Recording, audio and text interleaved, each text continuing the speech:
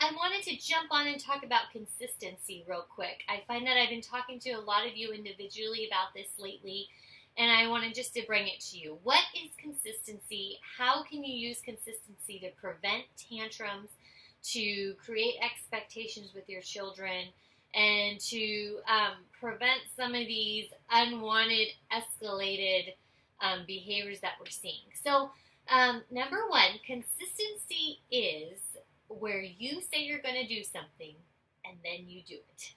That is the definition of consistency. How do we put consistency in this process into everyday life? So there's different things that we can do this. I want to talk about schedules.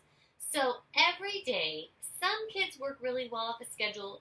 Some families don't like schedules, but I can tell you from my experience as a preschool teacher, a preschool director, parent educator, that little kids like to know what is coming next. It is easier for them to transition from a activity that they love doing to a new activity if they know what they're going to do, how long they're going to do it.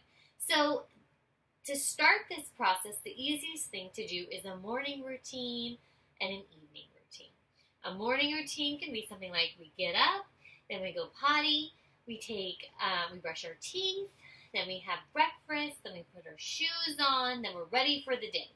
So every day your child knows, okay, this is what we're going to do, now I'm ready for the day. What happens during that day obviously changes day by day. Your children change ages. Some days you go to work, some days they go to school, some days you stay home, some days you go on vacation, but they know that every single day they need to be ready when they get up. Bedtime. This is a super challenging time for some kids. They don't want to go to sleep.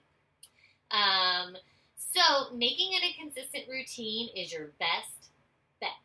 At nighttime, when you eat dinner, then you go have a bath, then you have 30 minutes of playtime, then you read 2 stories, then you turn the lights out and they go to sleep. That's just an example. But something that I found while you're making your bedtime routine is that a lot of kids get stirred up after bath. So if you're having a hard time putting your child to bed after bath time, getting into water and playing with bubbles, that kind of gets us excited. Get your kids excited. So to go from this exciting time to bam, read a book and go to sleep, lots of kids their body is not calm yet. So it's about sensory components, and there's a whole science behind it. But really, the long story short, I'm going to keep it short for you, is that if you have a bath time, give them about a half an hour, or make bath time early enough so they have a half an hour to do a quiet activity. Coloring, building with blocks, looking through books, something that's just soothing. Then transition that into your bedtime story, then lights out. That's really going to help.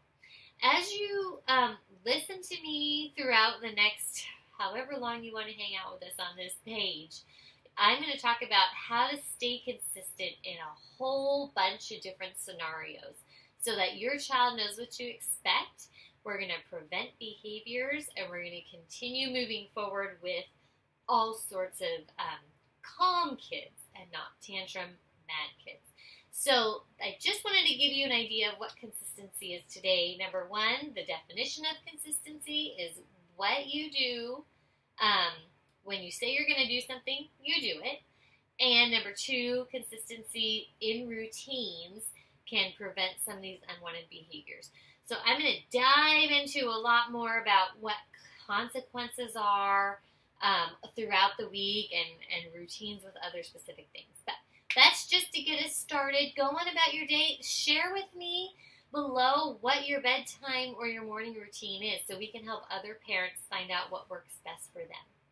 All right. Have a great day. Thanks for watching. I'll be back another time.